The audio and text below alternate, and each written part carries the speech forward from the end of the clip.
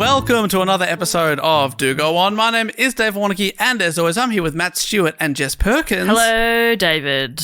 Hey, Dave, just quickly, how good is it to be alive? So good to be here. So good to be here, so good to be alive, and it's so good to be joined with an international guest this week, coming down the line via satellite phone. I can only assume that's what this connection is. Beyonce? Well, even better, from one of my absolute favourite podcasts, Loremen, it's a lawman himself, James Shakeshaft. Woo! Hi, hello. Are you ready for this jelly? I don't think you are. Ready. No, I don't. I didn't think you were. But I didn't wish to assume. Is this the first time we've had, firstly, an international guest on? Mm-hmm. And, well, obviously, if they're international, they're sort of, joining us via satellite. Is this the first time we've done this? Wowzers. Well, this is the first time we've been potting across the water. Mm. Oh, wow. So that's what I call oceans. Core. Through the core. Through the core. Straight through the core. Oh, we're going through the core. That makes we're going through the core right now. Bloody hell. Well, thank you very much for having me. I am a big fan of the pod and thank you so much. Kind of you people in general. So please, let's not let any of you get cancelled or anything. Let's all remain. Oh yeah, we're working. Good. We're hoping to not be cancelled, but just play it cool. I reckon. I know you're a big fan, but we're just people. Just be cool. Hey, just be cool. Matt and I have hung out. We've met James and already done a live podcast when we were in Bristol at the end of last year, and then afterwards we said, "Hey, let's go out for a beer." And then for some reason, the places that were open were all on this island in Bristol, and the only bridge to get to the island was closed for roadworks. So we drove around for, honestly, 45 minutes trying to get to the pub. And by the time we got there, it was closed. So we went to another place, and it was a pretty wild place. It was full of what I would describe as basically children. It was like obviously the youth's pub. Right. Yeah, it really was. But it was a real mixture of people. There was like sort of, rough looking, maybe people that are in a gang, but then the goths would walk in and then, someone would straight from the building site. And then, like you said, there was a school group there, perhaps. It was There was one person that was older than me, and we kept just occasionally making eye contact and just being like a little bit annoyed, sort of like the subway ghost in the film Ghost. Yes. I don't know if you get that reference, but that ghost was particularly annoyed there was another ghost around him, and I think me as an old man was kind of like, I'm the old. That was my thing, being really old and weird. Yeah. How dare you also be old and weird? But also, we have to stick together if shit starts to go down with these children. Yeah, if it goes all Logan's Run. Yeah. We're going to stick together, old man. Yeah. Me and you, old timer. If it goes all Logan's Run, anyway. A reference Matt big gets. You couldn't just play it cool, just be cool. He's Googling. I thought that's what I was doing. Googling. I You're was not playing it cool at cool. all. You made it abundantly clear. I love Wolverine. You thought his run was brilliant. Great run. Great run. What a great Very run. athletic. Isn't he coming back? What a great run. What a great run. Shall I explain how this show works? Please do, Jess. So, one of the three of us, but this week, James, God, it's such a struggle to figure this out. Okay, one of us goes away, researches the topic, brings it back to the others who listen politely and very rarely interrupt and go on silly little tangents. We usually get onto topic with a question. James, do you have a question for us? I do, actually. Because you're a big fan. You're a pro. Yeah. What is 14 inches high and 22 men regularly contest and makes grown men cry? Oh. Between 1930 and 1983. I'll be honest, I'd only thought of half of the question before I started speaking that question. It was the 14 inches you'd thought of. That's more than I usually that was it. come up with. 22 men, so that's 11 aside. Okay, so it's So sport. cricket maybe? Is it maybe the Ashes? No, that went back further. It's not 14 inches, that's like 2 inches. Yeah, that's true. 14 inches, is that all? We haven't seen it in a while, James. So, hey? Give it back. They won't let us have it, even when we win it. It's not fair. Too fragile to fly. Freaking hell. Probably COVID or something. Yeah. All right, so it's 35 centimetres high. All right, thank you. Done the conversion. Oh, sorry. No, I'm I just saying. apologise. So what's that, a basketball? Okay, 1930 until 1980 It's something. got wings. Is it a very small aeroplane? No. Okay. Is it a pretty it's- reasonably sized bird? Is it the Aerosmith logo? Are we getting No, closer? it's not.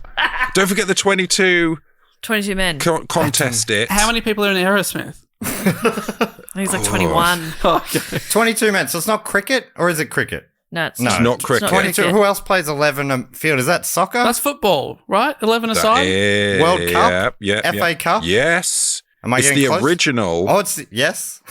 World Cup trophy, The fuck up. the Jules Rimet Trophy, The trophy. which is, it's not the one that you would imagine, you know, if you've seen the World Cup where it looks sort of like a hand holding a ball. That looks like it's a chocolate covered in foil, the current one. Yes, that's the new one. The old one looks like an angel with a sort of cup on her head. Oh. That sounds beautiful. A cup-headed It was angel. beautiful. It was beautiful. Oh, spoiler alert, it was beautiful. Yeah. But we'll get onto that later. It got ugly. It did not age With gracefully. age, yeah. Yeah, that angel. Not enough SPF in the skincare routine. Got a little wrinkly. Now, I'm guessing someone checked this topic and it's not... Didn't Hing do a topic like this? He did just the World Cup, but Right, there's not no the trophy. mention of a trophy at all, I don't think. I don't think you mentioned the trophy once. Because there's been two trophies, and the first trophy, they did that thing where if you win it 3 times, you get to keep it. Oh, that classic. Sort of like... It's almost like reverse genie rules. Yes, exactly. Reverse genie rules. Yeah. Almost.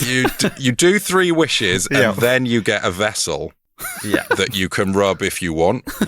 Yeah. Or you rub it, and then I don't You understand. don't where the get rubbing to would come in. keep it once you've... James, I mean... No, you got to give it away, right? Yeah.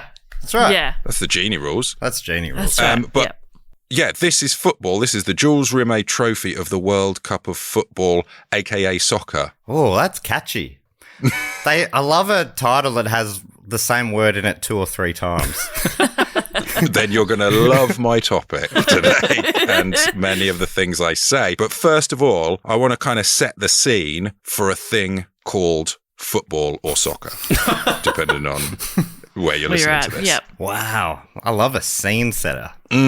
So, variations of a game called football in various languages have been around in the West since ancient Greek and Roman times. Ancient China had a version called kuju or shuchu, which involved kicking a ball into a net. Right. That sounds pretty close when you put it in those sort of simple terms. Yeah, in That's memory. the main thrust. If you're any good at it, you know. Yeah, that's the When I idea. played as a kid, there wasn't a lot of that ball into the net sort of stuff. Right, what was there? Oh, no, that's not true. There was ball into the net, just at the other end of the field. Right, right. In ancient Rome, there was a version which was a little more like rugby, that the Roman politician Cicero described a case of a man who was killed whilst having a shave when this ball was kicked into the barber's shop. Oh, Oh, no. Yeah, that is it's a dangerous unlucky. game. Yeah, that's Wow. to get it through one of those doors. You assume it, you know. Yeah, you and kick the it flaps, you like- know, those sort of colourful flaps that come down. Jeez, to get the Yeah. power to get through all of that. Yeah, at first they arrested that guy, then they said, actually, we need someone that can bend it like you. Yeah, this you is can- actually very impressive. If you can bend it around a door, you can bend it around And that a man defender. Yeah. was Johnny Wilkinson. Yeah, the ancient Roman. He lived before Christ. There is actually, just to bring it on home to you guys, there is an Australian version called Marn Grook, which is an Aboriginal game, and the earliest historical account is from an 1878 book by Robert Bruce Smith. There was a man called Richard Thomas who was quoted as saying that in 1841 in Victoria, Australia, he witnessed Aboriginal people playing a game. Mr. Thomas describes how the foremost player will drop kick a ball made from the skin of a possum and how other players leap into the air in order to catch it. And some historians have theorised that Marn Grook was one of the origins of your game, Aussie rules Yeah, football. it sounds like what they were doing is they're leaping into their specky. You know what I mean? Oh, going up yelling, Kappa! Yeah. I love our culture, James. It's a beautiful country, beautiful game. There's a weekly football show during football season called the Mangrook Football Show, which is presented by Indigenous football ex-footballers, and it's probably the best football show on TV in Australia, I reckon. Is it? That's very cool. Yeah. I didn't know about it. That's awesome. Do you play it on a circular pitch? Or have I just got a bad telly? It's played on cricket fields, yeah. So I've not ever watched a game. I've seen God. James. I've seen the pause shirts right now. Love the shirts. Love the sleeveless shirts. I'll send you Sleeveless my DVD of The Streak when the Saints won 10 games in a row. Didn't end up winning the grand final that year, but we won 10 in a row earlier in the season. So they just cut those 10 games of the season and then pretended that's where it ended, and then it just ends with applause or something. Yeah. Yeah, the credits roll and they say the season went on and, you know, it didn't all go to plan, but geez, remember those 10s. How about those sweet 10s? Is 10 in a row, is that unheard of? That's pretty good. For us, okay. I was going to say, surely other teams have done 10 in a row and probably won the grand final. How many games in a season are there, out of interest? 22 games. 22 rounds. games. All right, that's about half a bunch of games. Yeah, exactly. Then, almost. Now, exactly. Now you get why it's so historic. Yeah. That needs a DVD box set. Yeah. So I'll send it over. Yeah, check your mailbox. Yeah. That will be on its way. Thank you. Region free, I hope, and we can I'll pirate it. I'm sure it's fine. I'll send you an Australian DVD player as well. Oh, thank God. And an Australian TV. You need a Kogan just so you can experience the full picture. I forgot about Can I also have an Australian to understand it for me? Yeah, we'll send Matt over. Explain to me. Thanks. Lovely stuff. And tell me why, again, winning 10 is impressive? It's nearly half. But if you'd have won one more game, that would have been better, right? Way more because satisfying. it would have been the final. Is it a league or is it like American where it all comes down to a final? It all comes down to the grand final, that's right. It's not like a very... Because to be fair, the football league, the soccer league is kind of dull in that you can win the league like 2 months before the end of the season and then people just have to continue to play and are very, very resentful about it. Yeah, that is interesting. Fair. But then I guess that's why they have the different, you know, there's the European qualifications and the bottom three teams, which mine is one of those. The relegation. In the relegation zone. Yes, you can. You can be so bad that you're simply not allowed to play football anymore. You get dropped down and down and down. They don't have that rule in AFL, and that's why the Saints are celebrating their 150th year this year. Why try? Try relegate us. You can't. You can't. We'll keep playing and losing. But English football, the soccer game, I'm going to sort of, if I say football, I'm meaning soccer, really. Yeah, we just understand. Sort of a generic translator. Have you heard where the term soccer comes from? Is it from sock it to me, baby? Oh my God. Yeah, you know. Apparently there was a fad at some point where in England where they would shorten words in a certain way and add ER or something like that. And it was shortened from association football and that got broken down to soccer or something like that. So it was originally an English term and then... The rest of the world took it. Yeah. Interesting. It's a nickname. It's like an Australian nickname, which is something that I one day I hope to be honoured with an Australian giving me a nickname. But I don't think that's going to happen today. I mean, your surname is so fantastic. I don't think I'd want to touch it. What about shaky, shakes? You know, Shakes, see what I mean? yeah. It's less than what it began as. Yeah, I think really you'd either end up with Jimmy or something pretty offensive. But said with love. I mean, I did have to go to school with that surname, so yeah. What about Shafto? I'm pretty au fait. You wouldn't have had that in England, Shafto. Shafto. No, definitely not an O. We don't stick an O on the end. Yeah. Probably Shaker, based off that soccer etymology, really. Shaker.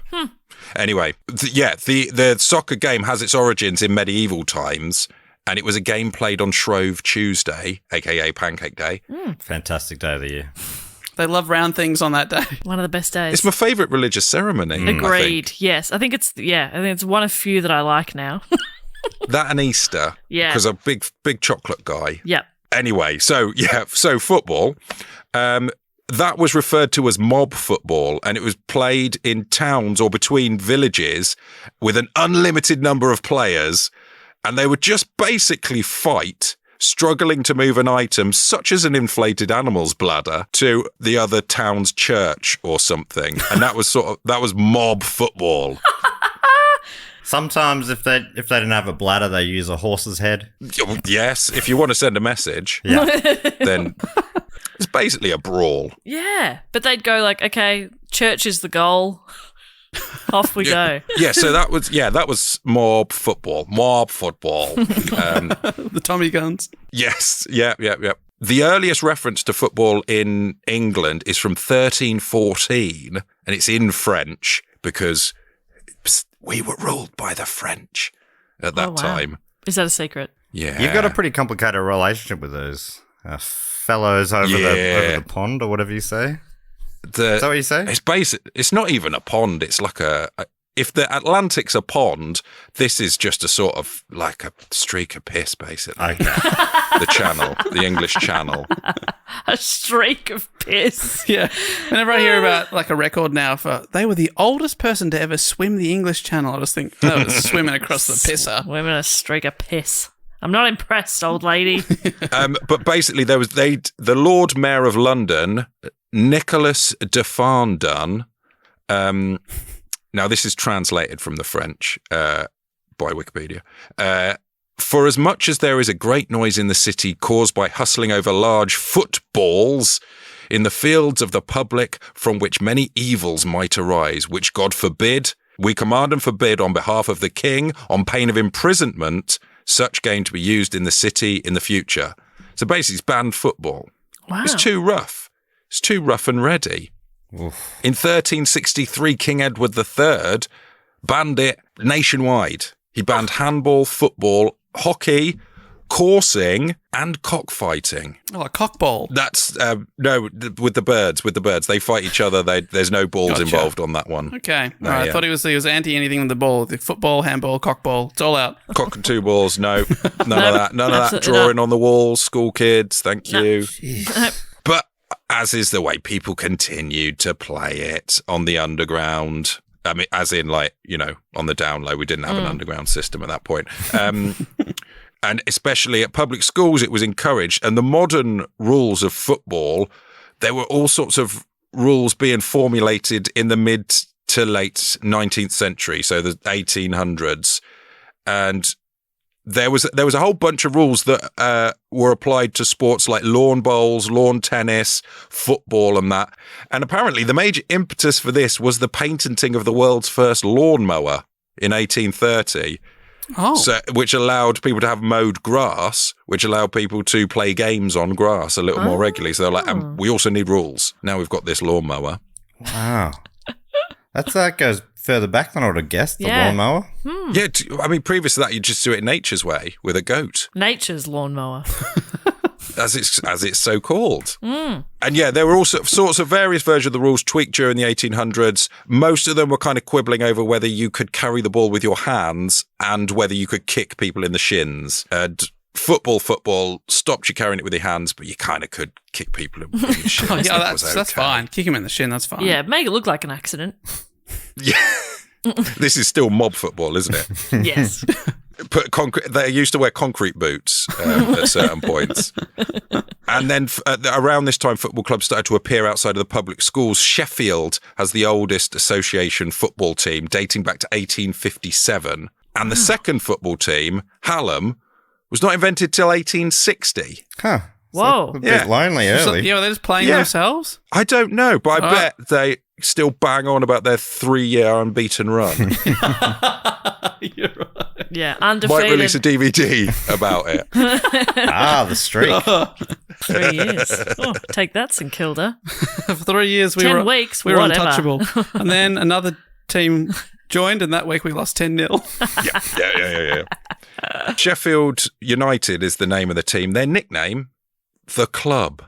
Oh, yeah, that makes sense. If you get in early, you're allowed to have that. The most basic nickname.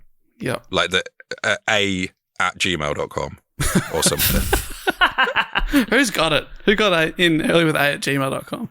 It's fun. I think about that a bit, how things from the olden days, everything was up for grabs for names and stuff, and they didn't always make the most of it. Like I saw at a gig I was at the other night, there was old movie posters in the foyer, and one of them was from like the 60s or something, and it was called 3 Mules for Mrs. Squizzle or something like that. And you're like, come on. Like it could be anything. You could have called it The Departed. That wasn't taken yet. That's right. It was pretty like it could have been The Godfather. Oh, Yeah. Taken probably wasn't even taken. Yeah. I'm confident Taken it wasn't. 2. You could have called it Titanic. Yeah. That would have been fine. 3 men and a baby. 3 Mules for Sister Sarah is what it was called. What a wild name. And you look it up and it probably won the Academy Award for Best Picture. Yeah. And we're like, dumb name. They need to spoon feed it to us these days. Although that is a lot of information. That's a lot of exposition just in the title of the If film. that is the entirety of the plot as well, I'll be all right. Thanks. Yeah, I'm okay. I got other stuff to do. I'll go look out a window for a bit. Oh, second mule, is it, sister? Yeah. What's up next? Another mule? Okay. That's the big Cool. finale. Third act, third mule. No twists. No, She wanted 3 mules. She got 3 mules. Credits roll. Yep. Everybody's happy. But yeah, so the first international match was conducted between England and Scotland in 1872 in Glasgow. And it was a nail biter. It finished 0-0. Oh, wow. Down to the wire. 0-0. So soccer's always been like that. Oh, it's always been dull. Yeah, right. There you go. Don't you worry. But it's the dullness that makes it exciting. You Yeah, know that's I what they tell you. Yeah. When something happens, because of the contrast of Oh, all the yeah. nothing that was happening earlier, it's thrilling. It's all about, creating a bit of anticipation Yeah. and then that build up, Yep. the tension and release. Oh my gosh. And sometimes that won't happen at all. There will be no release. It'll be a 0-0 draw. I'm kind of like the soccer of stand-up comedy. Go Yes. on. People, you might come and see my show it goes for an hour, and when that laugh comes, normally it feels awesome. It won't always come. Sometimes it will be a 0-0 draw. Me and the audience both lose, but when there is that laugh, oh my god, it's an explosion.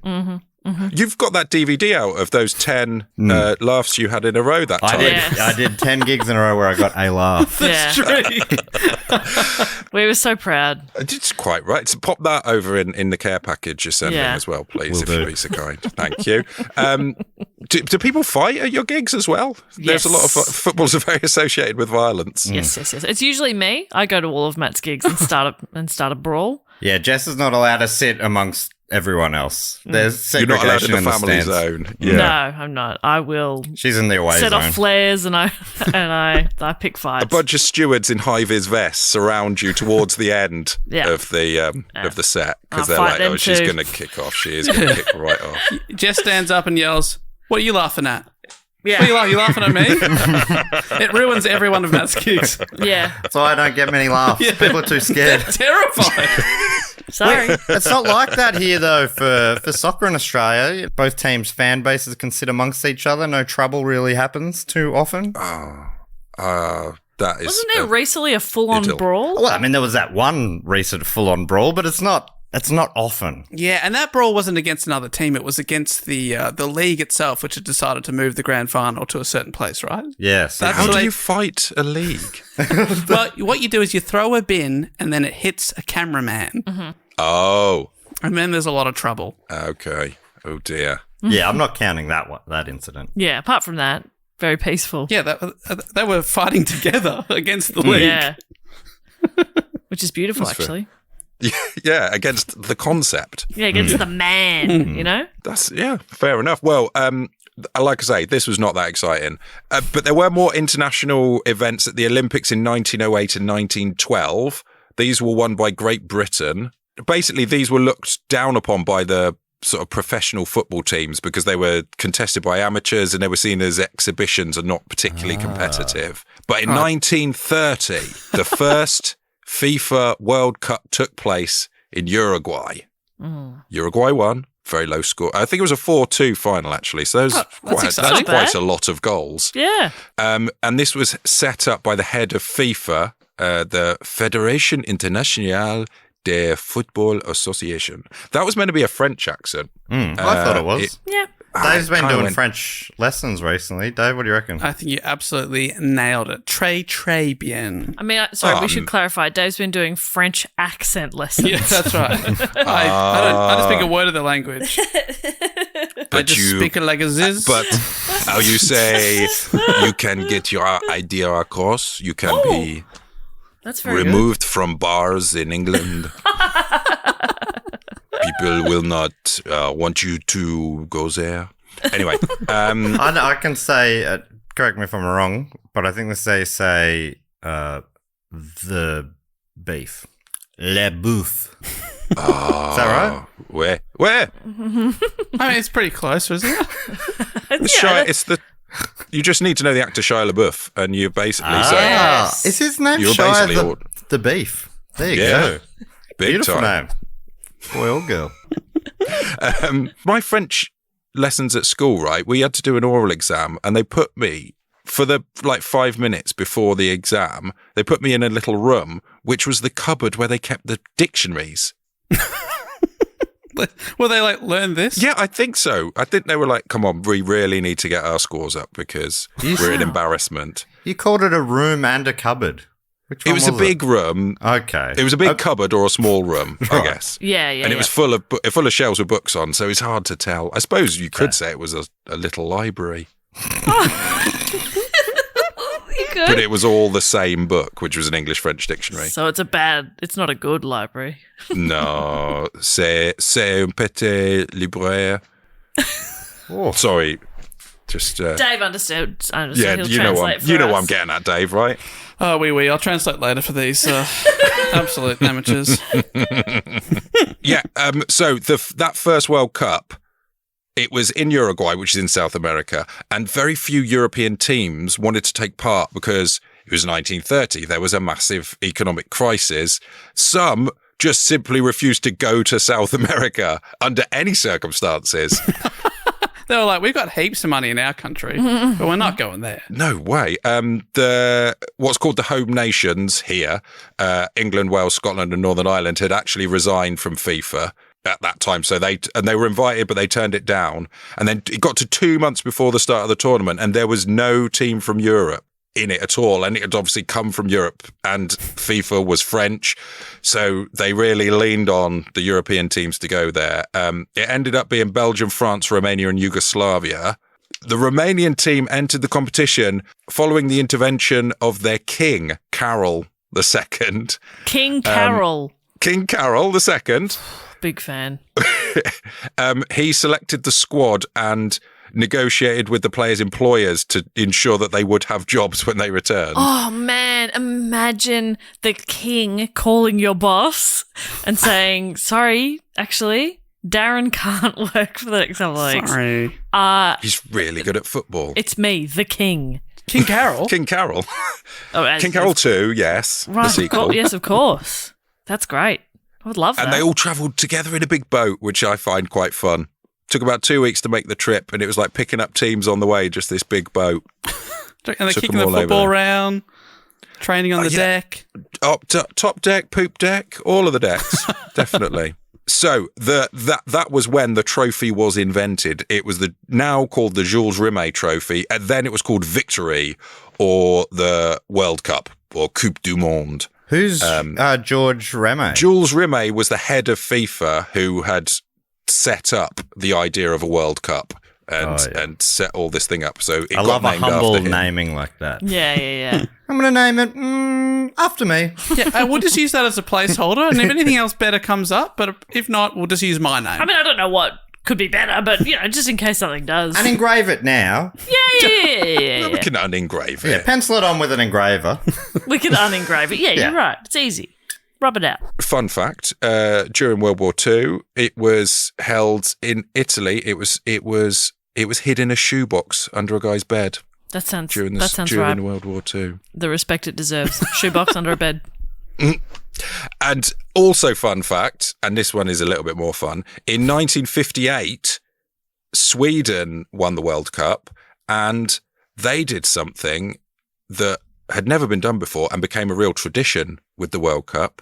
The photographers requested a better view of the trophy when the team won it, so the captain lifted it up in the air. Ah. No one had thought to lift it before. All right, before that it was just on the ground. They'd just be like, yeah, cheers, thanks. Sort of, yeah. Yep.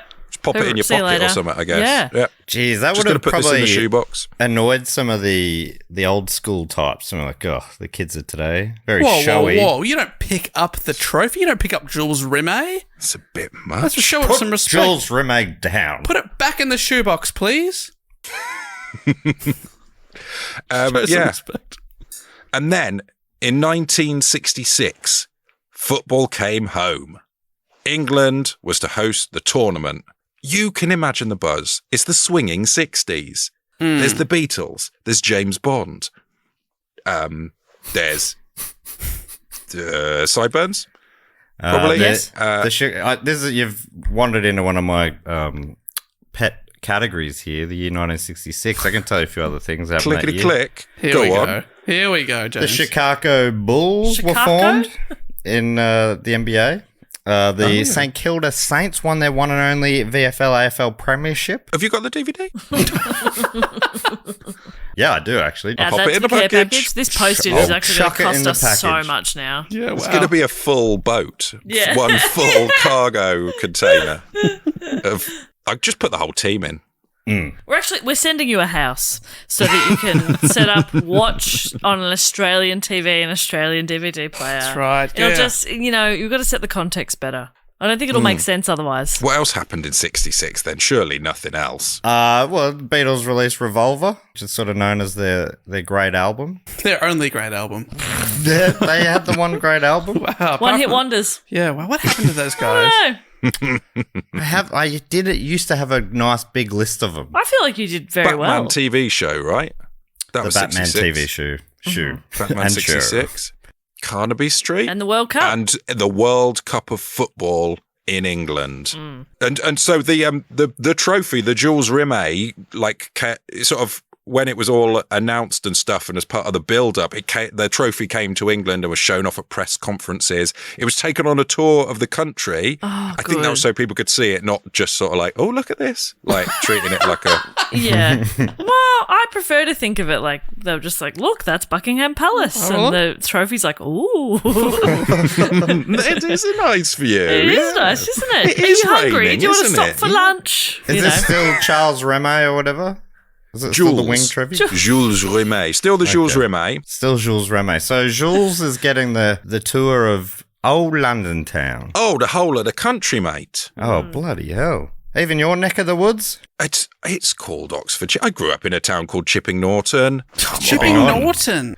There is actually a Chipping Norton in Australia, by the way, before Is you go there? too far down mocking this name. We are not mocking, we are praising. Yeah. That's a fantastic name.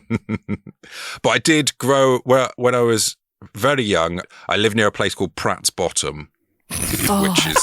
So good. Can't be real. What? Yeah, how That does is that a real exist? Pratt's Bottom. Pratt's Bottom. The girls there are great because they make the rock and world go around.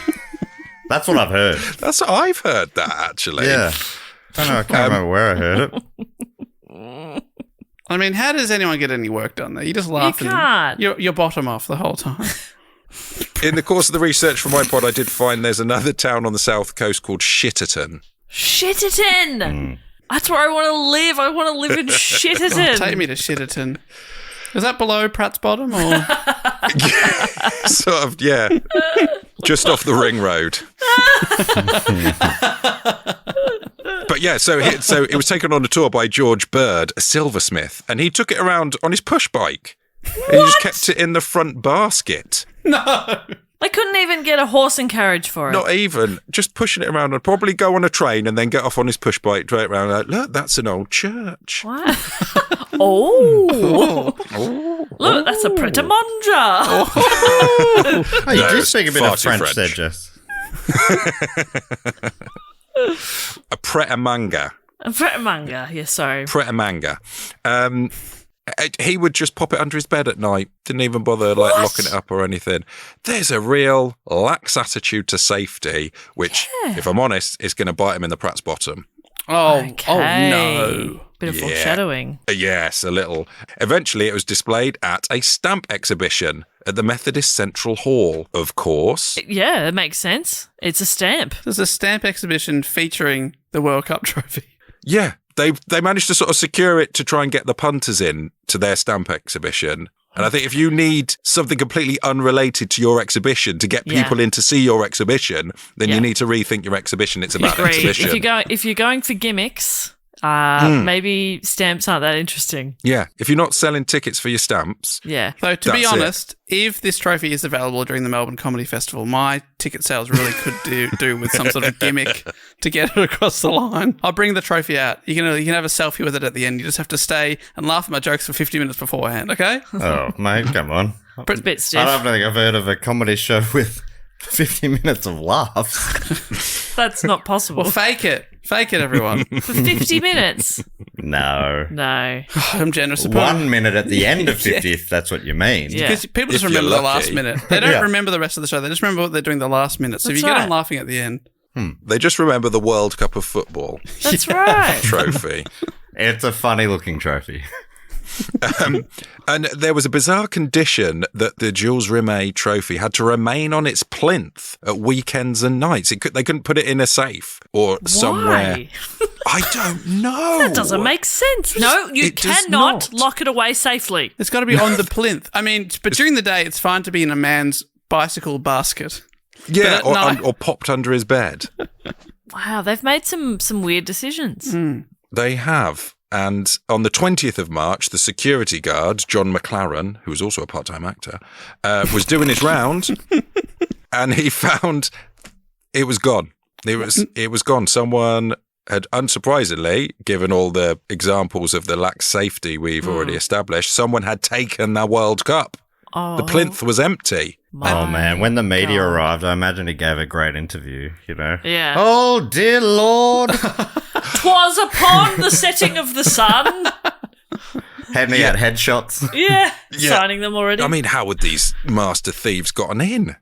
Would it be like Tom Cruise in Mission Impossible? Ooh, No, it wasn't. The door was left open. No, the hall was locked. It was locked, to be fair. Okay. It was those sort of swing double doors, with the handles like you'd get at school. Yeah. You imagine, you can see the type. Oh, and they changed fancy double doors with handles at his school. Oh, how do we do over there? Oh, a room that's like a small cupboard. Oh, okay. Oh, Filled with books. Oh, dear. I had no idea. We're talking to fancy pants. Matt's school just only had 3 walls. They didn't have doors. They just had one open hole. Yeah, He can almost read. No fourth wall. That's why I got on a stand-up. because you're constantly breaking it. Yeah. That's right. The teacher would always sort of turn and go, these guys think they're learning. I'm a teacher, but how did I get here? Record scratch? I'm known as the Fleabag of Australian comedy. Is that because of the comedy series? No. Oh. My very poor hygiene. So the hall was locked up. Yeah, it was locked. It was chained. Those chains were on the outside of the door, and the handles that were chained up were screwed into the door with just normal screws. Okay. So all the thieves did, unscrewed the handles, had full access to the halls. Okay, Incredible. That's really funny. A couple of days later, the head of the FA received a ransom note, which included a scrap of the lining of the trophy to prove it was legit for £15,000. Whoa. Yeah. Wow. Sounds like a lot of moolah. What year is this? 1966. Your favourite. Oh, wow. It's a bit of cash. 15 grand and 66. That's a fair bunce. Yeah, what would that be worth? Probably like 4.2 billion now, I think. If my maths is Australian, so about 30 quid or something. Not these days. Yeah, really, really not. Probably all the money. Anyway, on the day it was stolen, the FA, which is the British Football Association, got onto George Bird, the bicycling silversmith from earlier, and had him make a replica in case they didn't ever find it. And incidentally, they'd been told by FIFA, not to do this. Explicitly, you are not allowed to make a copy of this. But they were like, George, we're in a bit of a bind here, mate. You know it very well. You know Do the it dimensions. from memory. Yeah. Was he doing it from memory? I think because he was a silversmith, he'd kind of like taken notes and really looked into it. Or he just sort of looked at the size of his bike basket and was like, well, I guess it must be that big. Yeah. Or he'd stolen it, so he had a really good copy to copy. Easy. Or he'd fallen in love with it. You saying he fucked that trophy? Probably. Yeah. If I know love. He had a plaster cast of it. Very Yeah, it was under his bed. where it couldn't be found. Yes. Yes. Yes.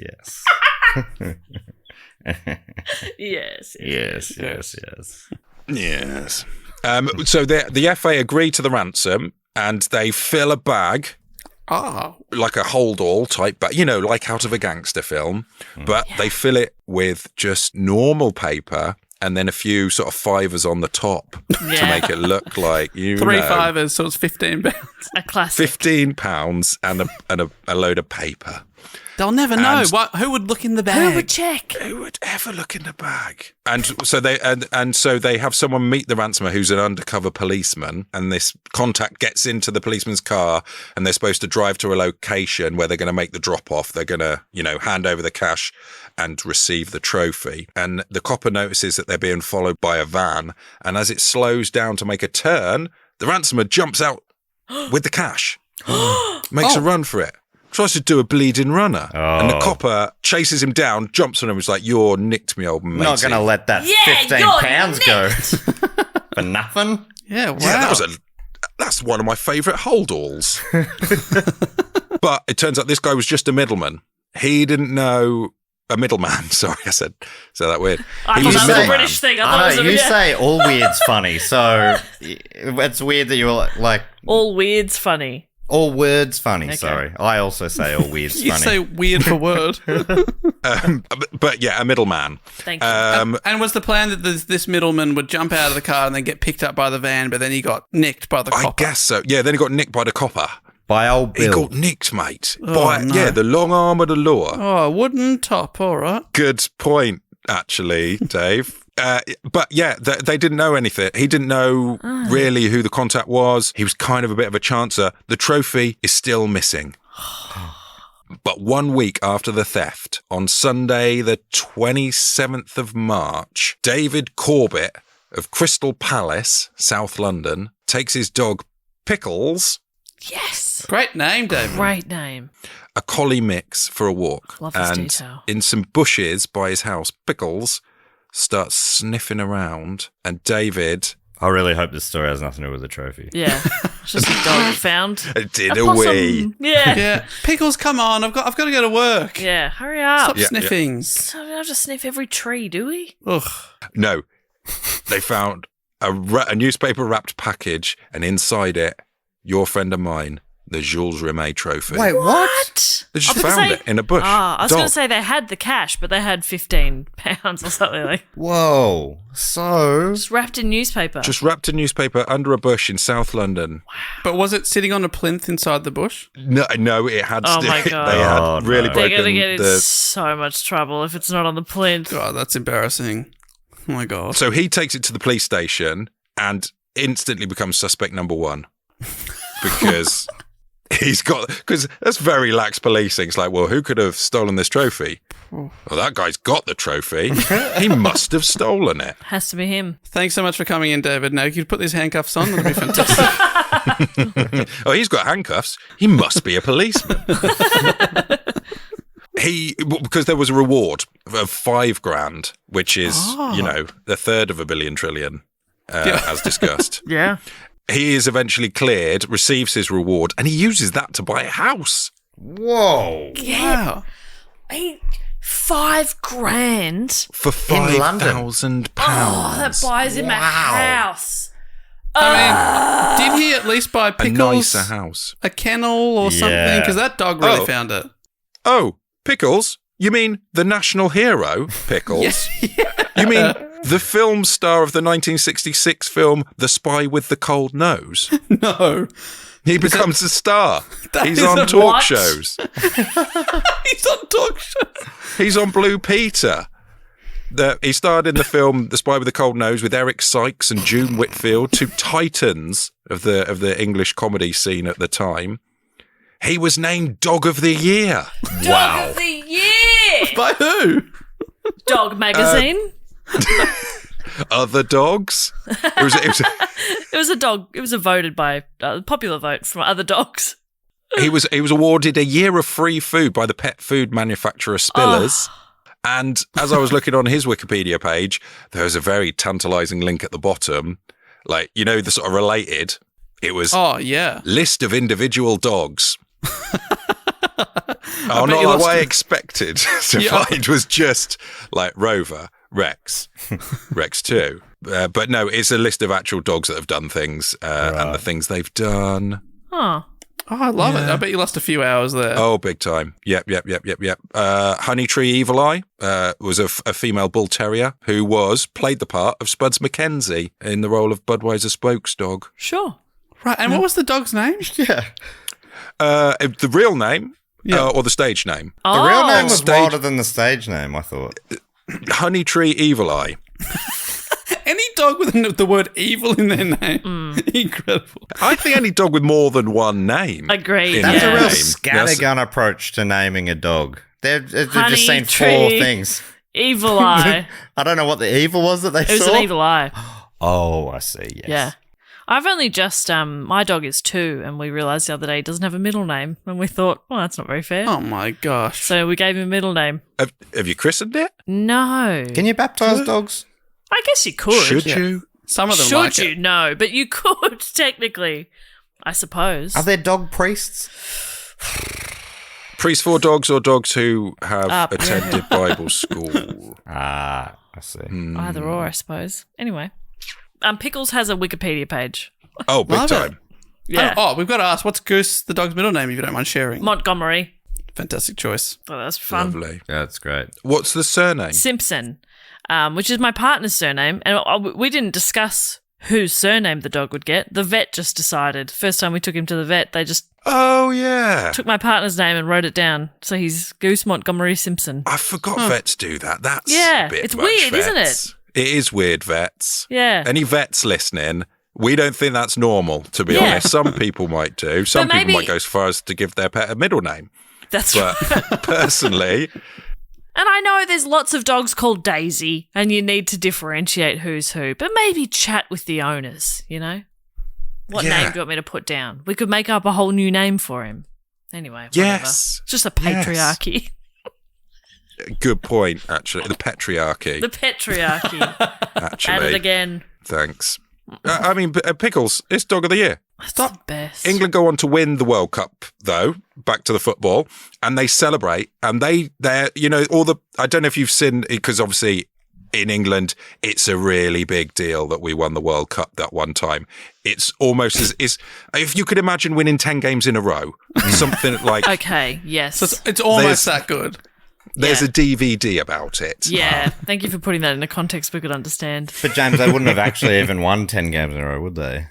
So it's not actually that impressive when you think about it. Fair point. I think it was a draw anyway, this game, until the very last minute. Oh, then what happened? Did Pickles run onto the pitch and push the ball into the... Oh, sadly, no. But if he had there's nothing in the rule book that says Pickles can't. Well, sadly, Pickles was over in LA attending the Oscars. Hosting the Oscars. Hosting the Oscars. Doing a very witty and biting monologue.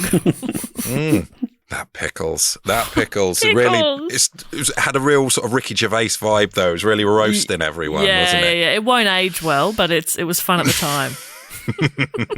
So like it's like the England team. They got the red shirts on, and they're all celebrating and dancing around. The Queen, the young Queen, is giving them the thing. They lift the trophy up, which is it turns out actually quite a new thing to do.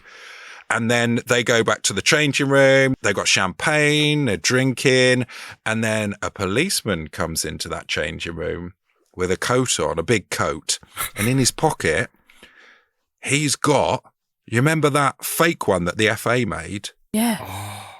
He's got that fake one, and he goes over to, I believe it's Nobby Styles, which is not his rap name. That's his real name. Nobby Styles. Yep. Okay. Who's quite pissed up, for want of a better word, on champagne and running around for 2 hours. And he's holding the trophy, kind of quite dazed. And the policeman just takes it out of his hand, swaps it with the fake, doesn't say anything. Nobby doesn't even notice. The policeman I'm wondering walks if this out. is a real policeman. He was a genuine copper. And they take that trophy off and put it in a safe. And no one knew apart from the coppers that this subterfuge had happened. So whenever you see, which you probably won't, but whenever any English person sees like the England team in suits and stuff holding the trophy, that's not the real Jules Rimet. That's the fake. What? And the cops went about that themselves? They weren't told by the FA or anyone to do that? No, they've been explicitly told by FIFA not to make a copy, but they were like, we can't lose this again. This was very embarrassing. Right. Wow. We've got dogs, albeit very witty dogs, but they are doing a better job than the police at the moment. Whoa. So he just wanders in there totally aware that they are going to be pissed and not really paying that much attention and just, can I just have a look at that for a second? Yeah, That's beautiful. There you go. Have that back. Yeah. Wearing a comically large coat, I'm picturing. 3 kid policemen. And so that's George Bird's fake, his special one that he made. From memory. That's what's in all the pictures is the fake one. The real one was kept in a police safe until 1970 when it was given over to the next hosts. Oh, wow. Well, they kept it in the safe for 4 years. And no one knew. No one knew. So so there was a celebration banquet that day. So at that celebration banquet, the Jules Rimet Trophy is not there. But you know who is? Who? Pickles. Pickles! The guest of He's honour. invited to dinner. Yes, he's guest of honour at the dinner. I hope he beautiful. got human food that day, and not just dog food. I hope they served him a plate of whatever it else was getting. And he just got to have all this. That's the best. Did Pickles meet the Queen?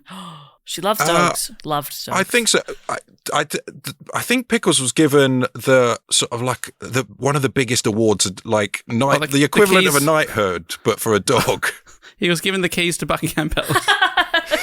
to the Buckingham Palace dog flap. Yes. Yeah, that's right. It's just the corgis and him. Brace yourself, guys. I've got some sad news. Pickles died in 1967. No. What? Whoa, But just 1 year later. I'm guessing got into drugs. Live Don't fast, tell me die they young. do that at the end of your time as Dog of the Year. Oh, yeah. To make It's sure like Saturnalia. Sorry. You get a week being the king dog, and then you're sacrificed to the dog gods. Oh, wow. Oh, R.I.P. Pickles. Yeah. I was hoping he was going to still be with us. Yeah, the oldest dog. He would be in a lot of pain. He was. It's pretty grim. He was strangled by his choke chain lead. Oh. He got caught on a tree branch while he was chasing a cat. Oh, my God. Pickles. That's awful. Oh, my God. Surely this dog would have its own bodyguard. Should have. Yeah, a dog's got to chase a cat, though, isn't it? That sounds like the FBI or someone got involved. That's Yeah. an inside job. It stinks. To me, it stinks. Yeah. And I'm thinking one name and one name alone. Nobby Styles. Ooh. And that's just because I'm thinking about that name a lot. Yeah. What a name. Nothing to do with this. I was thinking about maybe, FBI, KGB. No, probably CIA, Ooh, FCC. KFC. NBA. RSPCA. Yeah. Oh, yes! Oh, that's probably closest. Notably hate animals. They don't like animals getting too big for the boots. Okay. They also let's don't like simmer to put down, animals in Pickles. boots. That's right. Know your place, Pickles. Oh, that's a bummer. Yeah, sorry. Do you want to know who did steal the trophy, though? Yes. We know? Yeah, we know. Cool. It's a couple of small-timers from London Town who went by the names, because this was their names, of Anton Sid. Deck. Oh, no. No, they're Geordies. That's a whole different accent. Apologies. They'd be like, we're a couple of small-time hoods and we're going to take the World Cup. Now, fortunately, you don't know how offensive that was to the northeast population of the UK. No, it felt offensive. You kind of get it from context, right? Yeah, I didn't need the cultural background. I felt Yeah. it. I thought that need was a loving homage. I just need to be careful if I go out chasing cats in my choke chain. That's right. Yes. In the northeast. No, these couple of words, Sid and Reg. Sidney Cougalier, whose nickname was Mr. Crafty. Oh, come on. The cougar was right there. The cougar's right there. But Mr. Crafty is way Crafty. funnier. It's back in those days, isn't it, where you could kind of, there's no nicknames taken. That's what I would have. Crafty. I would have assumed that'd be the name of, the Art Attack host. Yeah. Not a small-time criminal. Mr. Crafty. He was, Mr. Crafty. Sid and Reg. They were quite reasonably low-level hoods who'd do they do a job for you. Yeah, and what fix your leaky tap, whatever you need done, I'll get it done.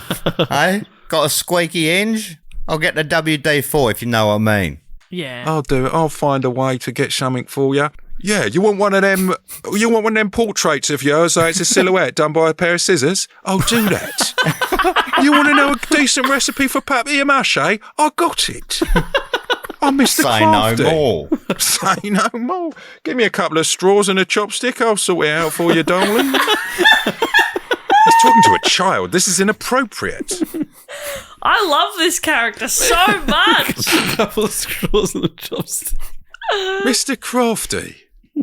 Anything. I'll do that. Look, hey, cut here, put a stick that on there. You got yourself a dinosaur, son. Lovely. You got to make a diorama for a school project. I've got you covered, darling. Oh, I can help you. But cost. So, Mr. Crafty and his brother Reg, they go to that Methodist hall to check out the very valuable stamps that are on display. No way. Because there's penny blacks and whatnot in there. There's stamps that are worth money. There's one probably one with the Queen on upside down or something. Oh my God. The inverted Jerry or Jenny, whichever it is. Yes. Can't you just turn it upside like it's a stamp? It's a square. Just turn it upside down. Oh, you've just ruined a lot of stamp collectors' dreams. Just like that. Thanks, Matt. I thought I had something there. I thought I was going to make myself a millionaire. No, so they do the thing. They unscrew the handles, go in and check and just case the joint, I believe is the term. And as they're walking out, Sid opens his jacket and says to Reg, "Have a look at this." And it's only the Jules Rimet Trophy in his jacket pocket. Oh, that's a funny looking stamp. And Reg is like, "Oh, fucking hell, what are you going to bloody do with it, mate?" He's a little less crafty, Reg. He just likes photos. And, I don't really like any of that abstract stuff. I don't really get it. You give me a couple of straws and a chopstick, I'll drink my drink slightly faster.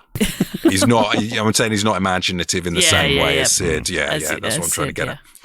But, so Sid took the trophy home and he pops it on the mantle and he says to his wife, "Look, I got you a fancy new cup." And she'd whatever. And then they're watching the news and the robbery comes on the news and she's, double taking. Yeah. Left, right and centre. She goes mad, basically. And then Sid and Reg kind of take it around the country. They're trying to work out what they could do with it. Oh, they gave it a tour as well. They got their own push bike. A criminal tour. Because they were trying to find someone who would buy it off them or if they can melt it down. It turns out it's not solid gold, so it wasn't worth melting it down. Oh, no. And so they realise they're going to have to do the ransom plot. And that, as we heard, goes very badly for everyone involved, except at manufacturers of holdalls. And they ultimately hide it under a random bush in South London. So they should have been the ones to go in and claim the reward, probably. But I think because he's known as Mr. Crafty. Yeah. Well, you would have got your middleman to do that. Or middleman, sorry. Middleman. You looked at me blankly there. Middleman. Of course, the middleman. Now I understand. I think that guy was clearly inept. Yeah, I would have got, personally. And he'd already been arrested at that point as well because of the ransom thing going wrong. Yeah, right. And Sid always said that he was the first Englishman to lift the World Cup. Which is not a bad pun because to lift means to steal in Cockney slang. Great work, Sid. Yeah. That is lovely stuff. Probably worth the jail time. Yeah. Did he end up writing a book about it and stuff like that, doing speaking tours? No. Did he get as famous as Pickles? He did not hit the big time. Did he choke like on his Pickles. choke chain? No. He died around 2000, and the story had not come out that it was him. It's only come out later from Reg. No. Oh, amazing. So at he the time- took it to his grave. No one was arrested at the time. No one was ever found. This is all like, it was sort of known within his family, and it was a bit of a joke kind of thing and a bit of a story, like Grandad's story. Yeah. All right, But it Grandad. never, He used to be a master criminal, whatever. Okay. Mr. Crafty. I thought, for some reason, this trophy was lost to time, but it's not. It's still sitting somewhere. And there's actually two versions of it. Well, Is there more to this tale? Brazil went on to win the Jules Rimet Trophy in their very next tournament in Mexico in 1970, and that was the third time they'd won it, so they were allowed to keep it. And it was put on display at the Brazilian Football Confederation headquarters in Rio de Janeiro, and it was in a cabinet with a front of bulletproof glass, because they'd really learned their lesson. But the back was very brittle glass. Yeah, no, their back was made of wood, and it was forced open with a crowbar, and the cup was stolen again. You're kidding. On the 19th of December, 1983. Oh my god! Oh, why don't they use bulletproof wood? This is ridiculous. Crowbar-proof wood at the very least. That is So silly. funny. And the trophy has never been recovered. Oh, you're kidding. Because Pickles... That's it, he's gone. Yeah, well, Pickles gone. is gone, so we can't. No, we can't get Pickles on the case. Get Pickles on the And scent. did Pickles have a son, or a daughter, an heir? Oh, so A nephew, disappointing. like A James Bond nephew, Jr.. Yes. Wow.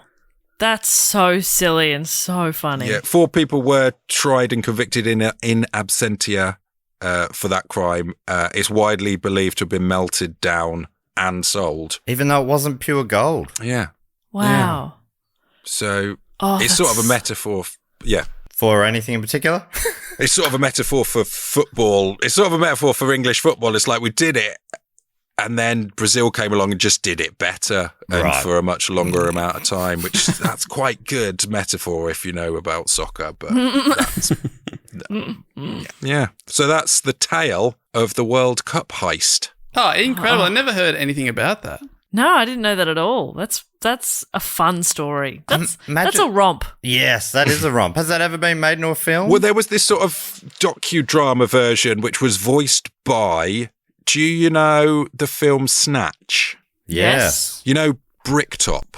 Yeah, no thanks, Turkish. I'm sweet enough. Yeah. Exactly. Who's also in Know Me, Know You with Alan Partridge. Oh, yeah, that's right. He's, ammonia in a boat. You want to get sucked in? You want to get sucked in, sunshine? Yeah, he does the voiceover. It is a bit much, though, for an entire voiceover. The voiceover of the dog or the trophy?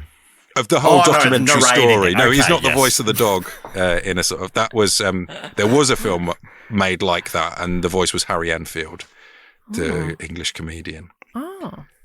But the Really? one that I'm... Yeah, that's a fictionalized account of the tale of Pickles, which, yeah, I think it leaves out a lot of the drugs. And I'm just looking up, so that's Alan Ford, that actor. And it says here, Yes. I think that his biggest claim to fame is that he's known for appearing as separate characters in 8 different episodes of The Bill. Oh, yeah, that Wow. makes a lot of They sense. brought him back 8 different times. eight different characters, really? Yeah, he's got range. 8 different- He can play a standing up Cockney or a sitting down Cockney. I do love him. I think he's hilarious and It's very so funny. good.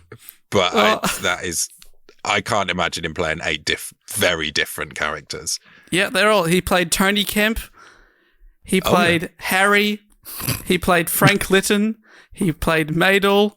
That's Mr. Crafty. That's a name. Jimmy Robson. That's a good name for him. George Dooley. And Davy Rolfe. And Lord Farquaad III. All on the bill. Wow. Oh, wow. What a story. Thank you so much for bringing that to us, James. What a roller coaster that was. I It loved was it. a real roller coaster. Yeah. It was yeah. So do you think, are there any theories about how England has never won it again? And Oh, you the think like a trophy- curse? Yeah, maybe is this some sort of curse maybe? Wow. I don't know. I do love a sports curse. I bet you've covered plenty of them. Yeah, in your I've covered time. a curse or two. Yeah, Dave? Curse of the Billy Goat. Oh, the Billy Goat Cubs. curse. Yep. The I think you Cubbies. talked about a few that day, actually, that episode, maybe. Yeah, that's because they love a curse in Major League Baseball. Baseball's quite superstitious. Yes, very much so. There was a famous Australian football curse that was broken a couple of years ago, the curse of Norm Smith. Oh, Norm. What was he?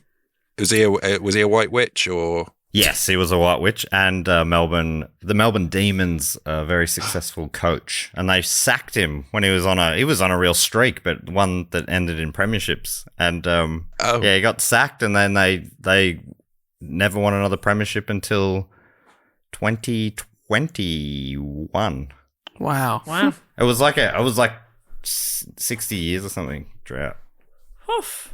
That's quite a lot, considering there's only 10 teams. No, Is that's that right? not true. Am No. I doing the maths? How There's many 18 teams are there? 18 teams, yeah. 18 teams? But you only play 22 games? Wait a Yeah, minute. it's no good. I agree. Oh. It's an unfair competition. It's so funny because all of that just goes back to when there were 11 teams. And then the competition's grown, but the season hasn't changed length. So they've got more teams, but they haven't increased the amount of games. Yep. Oh, that seems an oversight. Yeah, it's an odd I'd thing. say. But I'd say that still means that 10 games in a row is really special. Very special, yes. Very special. I think that's the main Definitely. takeaway from this story. A Worth special acknowledging. achievement from Special Boys. Who we're very proud of. Our Special Boys. Hey, speaking of special boys, if we Oh, want to go hear on. more from you, James, you do a fantastic podcast with another special boy, Alistair Beckett King, called Loremen. Yes. It's about sort of folk legends and like weird bits of history. You know, like your sort of your Robin Hoods and your King Arthurs. They're too mainstream. Way Oh, too yeah, mainstream for us. We We're don't- who talking cares? about King Wolf here, for example. In fact, that is the topic in the very next episode with your countryman, Nick Mason. Oh, fantastic. He's popped up for a guest spot, and depending on when this comes out, it's either happened or it's gonna happen. Wow, that's exciting. And Dave and I were on an episode a little while ago, and you Yeah. talked about a pig that decided where a cathedral was or something. Yeah, probably that sounds about right. Yeah, there is actually a town called Leicester where it was famous because the pig used to choose the mayor. I love that. And people used to bribe it by putting beans in their lap, and then it would to try and lure the pig over to them to make them the mayor. Do you know what though? You know who I'm jealous of in that setting? The pig. I want to be that pig. Yeah. Everybody trying to bribe me, giving me treats.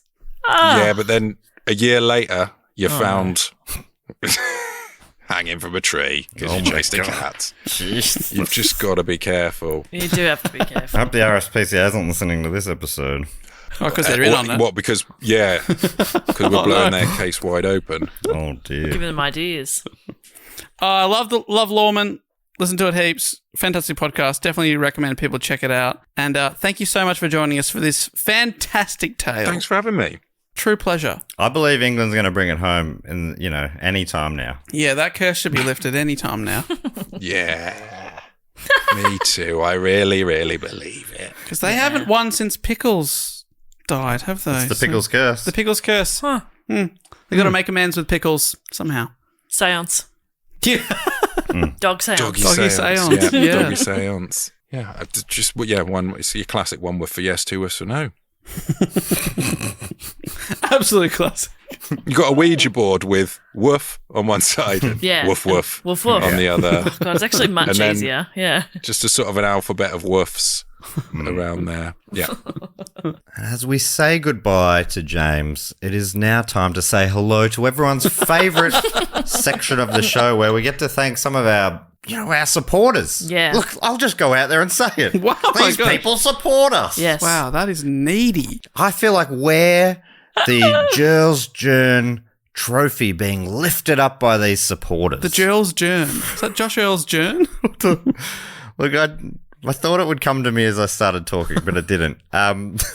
So, yeah, if people want to get involved, they can join up at patreon.com/DoGoOnPod. There's a bunch of different levels, all sorts of different things involved. But the main thing is, the people who support us on Patreon, they're the ones who are making this show happen as well. Absolutely. As there's bonus episodes that they get extra, but really, it's keeping this show going. So we love to spend a little bit of time at the end of each episode to thank them.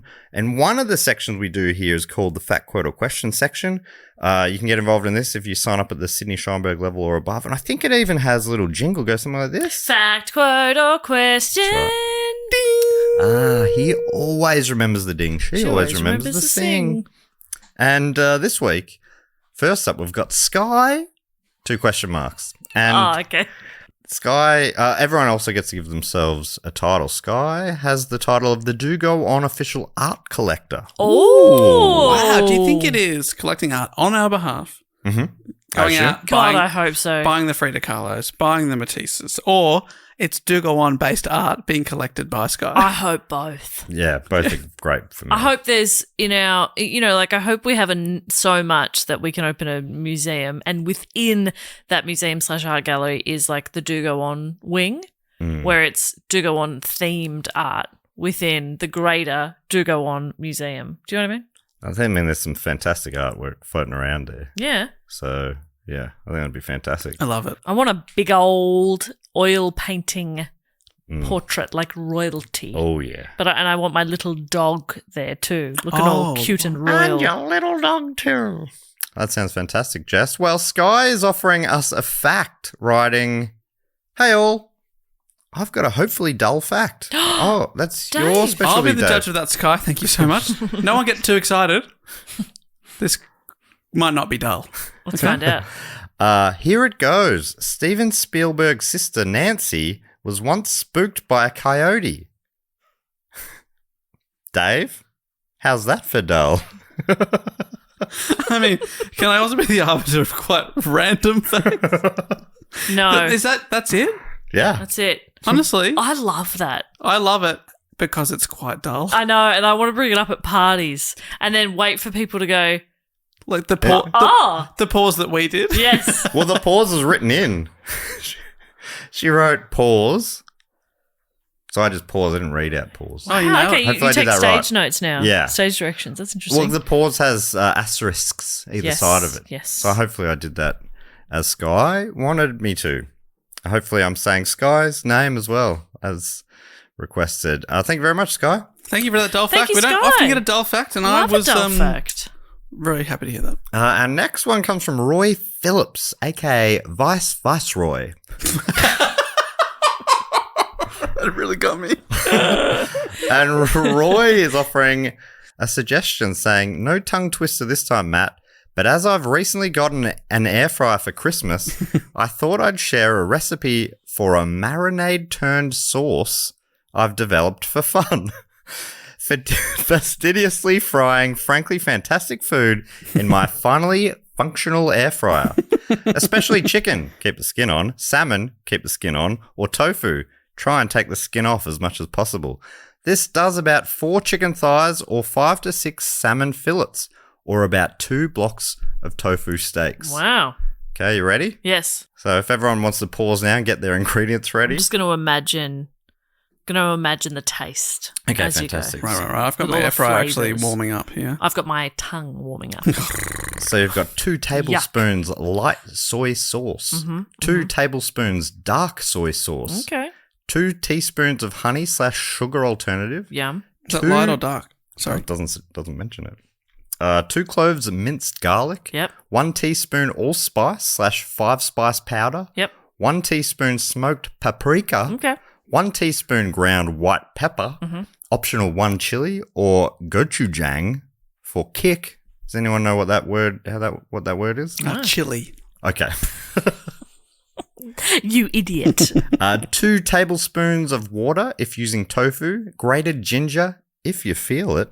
Let marinade rest for a minimum. I struggle more with this than the tongue twisters. Let marinade rest for a minimum of 30 minutes before cooking. If you consider this a brag also, that brings me up to the full FQQBS pentecta among some of the other guests. Well done. Congratulations. Roy. And that sounds frickin' delicious. Yeah, I'm all in. I might just forget the protein. I'll just take a bowl of that and a spoon, please. Yes, please. Do you want any rice or veggies or anything? No. Just a spoon. Yeah. Do you want it warmed up? No. I can put it in the soup thing I have in the Triptych Club, but it will be far too hot. Yeah, I'd prefer cold than far too hot. But no, you're right. I'll get some rice. Thanks. Okay. That'd be fantastic. I'll put that in the soup thing. Oh, no.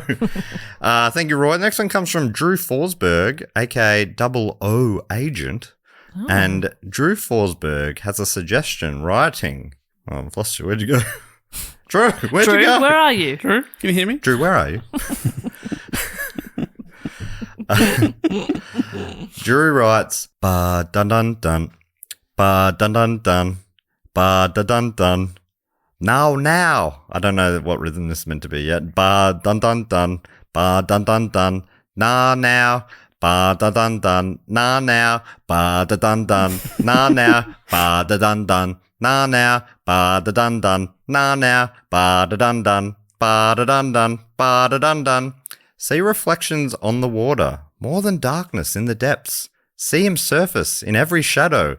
Oh, the wind, I feel his breath. Goldeneye, I found his weakness. Goldeneye, he'll do what I please. Goldeneye, no time for sweetness, but a bitter kiss will bring him to his knees. You'll never know how I watched from the shadows as a child. You'll never know how it feels to be the one who's left behind. You'll never know the nights, the tears I've cried.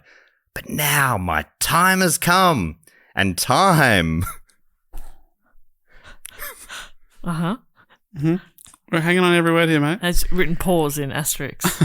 And time is not on your side. Wow. Okay, I will stop there. The movie, the N64 game, and the song GoldenEye, very self-referential all of a sudden, all are totally great. And when we have more of them in our lives, we are better for it. By the way, composing the message took me over an hour because a phone is not the ideal platform to be on whilst having to switch between Patreon, Spotify, and whatever site I looked up the lyrics on. My point in the end of this, that song, a banger of course, is sung by Tina Turner. To my knowledge, you three have not done a report on her yet. The little I know about her seems interesting enough, but I'm guessing her life is a lot more fascinating than that. So that's my suggestion, a Tina Turner bio. Thank you. Yeah, I think I've heard the start of that song, but I don't remember hearing that final verse. Oh, that's a great final verse. Well, how does the Bar-da-dun-duns go? Bum, bum, bum, bum. Whee! Okay. Bum, bum, bum, bum. Whee! You sure it's not now? Yeah, because that's what we had before. Yeah, it could be. Dun, dun, dun, dun. Now. That's my least favourite James Bond theme song. Wow. Which because you really don't like the Jack White one as well, which I like. Yeah, second least favourite. On the drive over, I was listening to Josh Earl's fantastic podcast, 100% Hits, where I'd been on a few months ago. Volume Pod. And Sheryl Crow was one of the songs that he played. And I told him that my favourite James Bond song is by Sheryl Crow. The World Is Not Enough. Love that song. Fantastic. I did not know Sheryl Crow did a Bond song. When Dave and I were driving back from a country gig around Christmas time, we played all of the Bond themes on the way back. Sorry, it's Tomorrow Never Dies. That's garbage I was thinking of, but it's Tomorrow Never Dies. Fantastic song. Anyway, Your we were playing them all. absolute favourite. Couldn't remember the name of it. Well, I panicked on the spot. My absolute favourite. Oh, no, it's right. It's Sheryl Crow is the one I like. The garbage one's fine, but I love Tomorrow Never Dies by Sheryl Crow. Fantastic. And I told Josh on his pod, because that's quite controversial, that's my favourite, but I also said that my least favourite is the Tina Turner one. I'm listening to him on the way here. One of the songs he plays on an episode with Ben Cochin is the GoldenEye song. And he goes, did you know that this is Dave Warnicki's favourite James Bond song? I was screaming at my iPod. And Ben's like, I have no idea who Dave Warnicki is. He was very polite. Was he? What did he say? He goes, really? So, yeah. Yeah, and then later said, who the fuck is Dave Warnicki? Who the fuck is that? And why is this his favourite? Great movie, though. Fantastic movie, fantastic game, fantastic singer, written by Bono and the Edge, We've that got song. him started now. It's written by the Bono and the Edge, so it's... The Bono and the Edge. Yeah, exactly. And You two doing a residency in Vegas this year when I'm maybe going to be there. So will you be do I attending? go? Yes. I want feedback from our Irish listeners. They love They Bono. love, when he teams up with the Edge. Yeah. That's when I think Magic happens. magic really happens. Yeah. And don't get me started on the other two, others. Michael Collins and Buzz Aldrin. The final one this week comes from Sophie Tudor, Hardch, Matt, like choo-choo, I believe in you. Hey, Sophie Tudor, I believe in you too. And Sophie is group mum, brackets, wash your hands and come down here. Dinner's ready. What is it? I don't like it. Well, you haven't even tried it yet. Oh, no, I don't like it.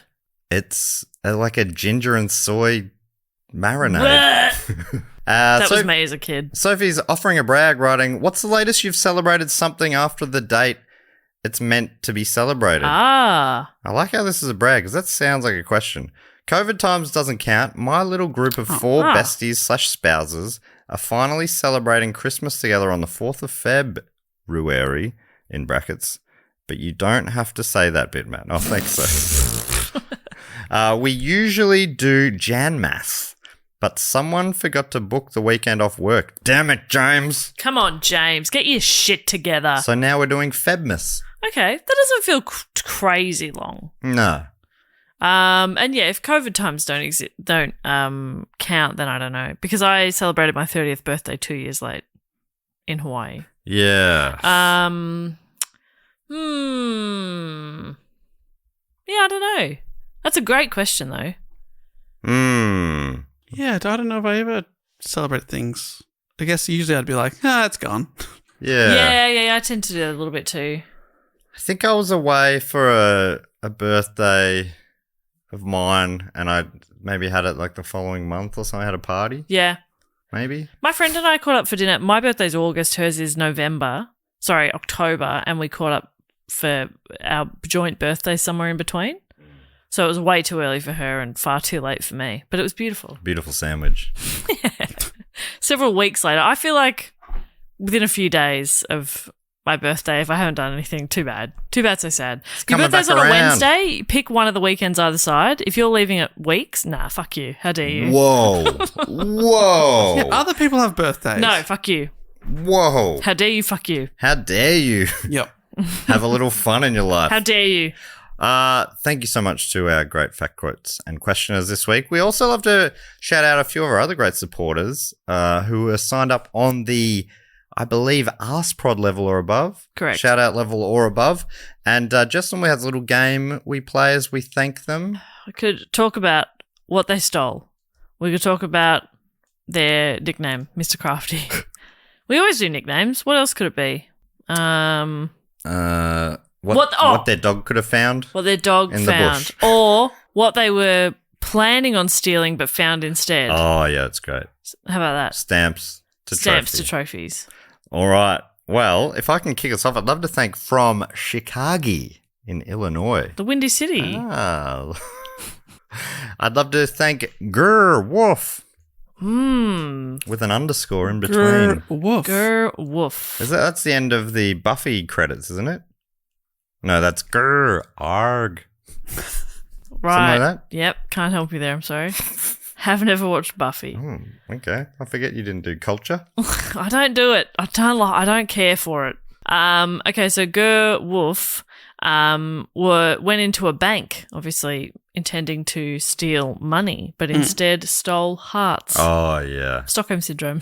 Yeah. Oh, wow. People were like, wow, this person seems really cool Got and fun. a few digits. Got some digits. No cash, we got a few digits. And found love. Oh, that's beautiful. Which is nice. With the security guard. Yeah. It's like That's beautiful. a really nice meet cute. Can't wait to tell that story at their wedding. On your Grr Woof. I'd also love to thank, address unknown. Can only assume from somewhere deep within the fortress of the moles. It is Nick Zolizidis.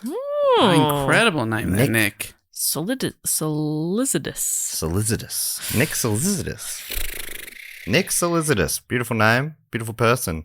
And as such, went in to steal the Mona Lisa. Whoa. But unfortunately came away just with a Monet. Oh. Disappointing. Got a little confused. Just saw the first 3 letters Like, that's the one. and went, yep, that'll do. Got it. Oh. Yeah. How disappointing Yeah. Well, to get away with a Monet. yeah. Ugh. It's disappointing. Well, don't worry. It's in the bin now. Good. Kept the frame, though, because it was Yeah. quite pretty. It was a beautiful frame. It was good Oh, fun. that's nice. Then. Printed out the Mona Lisa on A4 and framed it. Much better. Home printer. Blah, it only got black Just and white. stapled it on top of the Monet canvas. God, that's beautiful. Much better. Really brings the whole room together. Yeah, no, that is art. Thank you so much, Nick, for your support. I'd also love to thank from, let's say, Carreri in maybe, let's say, Mississippi, and let's say maybe the United States. Okay. It's Jasper Sauls. Jasper Sauls. JS. JS went to the gas station to steal a bag of Cheetos. Okay. Oh, man, you're making me hungry. I'm already hungry. I think any food you just said was going to make me hungry. All right. And ended up stealing a Ferrari that was... Whoa! Let's call that a little upgrade. yeah. But also, you're still hungry. You know Yeah. what I mean? Can't eat a Ferrari, The problem can was ya? the Ferrari was in the way of the door, and he's like, "Oh, I'll move it to get into the store to steal the Cheetos." And then he was like, this drives Oh beautifully. my gosh, this is great! What is this? Are these seat warmers? And then he found in the coin pocket. Yeah. What do you call that bit? Coin pocket. The ball sack. In the ball sack of the Ferrari, there were loose Cheetos. Wow, Relatively fresh. Win-win. Yeah. relatively. Oh, that's such a good day for Jasper. Yeah, fantastic. Good on I you, Jasper. love that for Jasper. I love that for Jasper. Oh, can I thank some people? Please do. I would love to thank from, oh my God, address unknown. What? Oh, what? Deep within the fortress of the moles. We can only assume. Yeah. I would love to thank Rennie Mitchell. Oh, yes, Rennie. Went to steal a camera, Mhm. walked away with a canary. Oh, yeah. That's an easy mistake. Easy mistake to make. But it was handy because just about to head to the mine. Exactly. And the canary died very quickly. And Rennie was like, let's get the fuck out of here. Yeah. What am I doing? The whole plan for Rennie was to take some photos to see, Yeah. but photos can't take pictures of... Cameras can't take pictures of... No, you were right the first time. Photos can't Of take pictures gas. of gas. That's true. Can't do that. Can't do it. Canaries can Canaries take can. pictures of gas. And this one did. This one did. Beautiful pictures. And it was so shocked, died of a heart attack. Yeah. It's late and warm in this room, and we're going a bit silly. I would also love to thank from Pickerington in Ohio. Oh, God's country itself. Dan Fox. Oh, my God. Fox is the dream surname, That's I such think. a great it's surname. so good. Dan Fox is so great. But from Ohio? From Ohio. I can only assume Dan Fox drives a Ferrari to wherever he's going to steal something. Yeah. And what is it that he's going to steal? He wanted to steal a scarf. Mm-hmm. He walked away accidentally. Hot air balloon. You're absolutely right. You've got Again, easy what I was mistake thinking. to make. Yeah, hang on. Is this a scarf? Or I'll tuck this into my jacket. Yeah. Walk out to the car. Oh fuck! It was Fuck. attached to a... Again. Oh my god! Another hot air balloon. What? I'm going to put this with the others? Yeah, I got to store I guess I'll have to. 8 hot air balloons now. I And the got to reason- stop doing this. The reason I wanted to get a scarf is it gets bloody cold up there. Yeah. Now I'm in a hot air balloon attached to another hot air balloon. This is bullshit. So what it is, he rejigged it. You know that bit that like shoots fire out? He took one of those off one of his spares and put it in. So now he has 2, one of them to heat himself. He just That's blasts nice. that right at his face. Yeah. That's the Sorry, not at ingenuity. his face, right at his neck, where a scarf would normally That's warm. the ingenuity that I expect from Dan Fox. Thank you, Dan Fox. You absolute fox. And I would also love to thank from Seattle, Washington. No, baby, I hear that. Nope. I'll do the whole thing otherwise. I have to stop myself. I'd love to thank Tess Mussolino. That's Mussolino. I like the name Tess, but I realise as I say that I think I like it because it's very close to my name. Tess is great. I think it's a I'd say it's better than punched Jess. up Jess. It's way better than Jess. I'd It's say less a little common, bit better. but it's still common. So like nobody's mispronouncing I'm it. going Tess number 1, Jess number 2, Bess number 3. Yeah, Bess sucks. No offense, Bess. I love you. No, You don't like Bess. Bess. What's wrong with I Bess? don't mind Bess, but I think Jess is slightly better than Bess. Right, but he's... Oh, okay. My opinion is not valid here. Well, I'm following up. What's better, Bessie or Jessie? Ooh, Bessie. Bessie's. Are we talking for cows or for people? We're talking people here. No, we'll do you cows in a cannot- minute. You cannot call a person Bessie. I think you can, You and I do. can't. I like the name Bessie. No, you're wrong though. But that's the thing. You're Bessie's wrong. better than Jessie, easy. What about But Tessie? Tessie, I reckon Bessie, Tessie? if you're going to add the IE, Bess goes to Bessie's number 1. Exactly. What a great Jessie name. number 2, Tessie number 3. So Jess solidly number 2. yeah. But what if you go Jessica? Jessica, Tessica. Jessica's number 1 there, finally. Yeah, I think Yes. so. But what's better, Tessica or Bessica? Tessica. Ooh, I think Tessica, and yeah. then Bessica's Bessica. really... See, they all occupy a different spot. This is great. Huh. That's nice. Solid names. Yeah, great names. Tessie, Bessie, Jessie, whatever. Whatever. Do you want to thank some people, Dave? Did we give Tess Mussolino an Oh, item? no. I'm so sorry, Tess. We got so distracted. Well, how great your name is. Well, how great Some names are Jess and I think your name is. Dave thinks Bess is all that. And disgusting. But Tessa is better than Bessa. Tessa is better than Bessa. And Easily. Jessa. Jessa's down to number 3 there, I think. Yeah, agreed. Tessa's 1, Bessa 2, Jessa 3. And can I just Yeah. say, this Tess, I can categorically say is better than any Bessie I've ever met, even though I like the name Bessie. You're wrong, though. So Tess Mussolino went in to steal a calzone. Oh, Oh, yum. yeah, love them. Yeah, Yes, fresh please. out of the oven, but instead accidentally took a a whole tray of those chocolate volcano desserts. Oh, wow. Yum. Mm. Not a bad mistake to make, to be honest. Well, yeah, because that was the thing. Tess went in there thinking, I'm craving savoury. Yeah. But then she saw the chocolate and went, you know what? Actually, Much like sweet. Dave did for dinner tonight, I'm going to go skip straight. Skip straight. You're absolutely, I did skip straight to an ice cream tonight. Yeah. I think that was off pod, but I didn't have dinner. Oh, did you? I had Sorry, had a apologise chocolate for ice that. cream on the way here.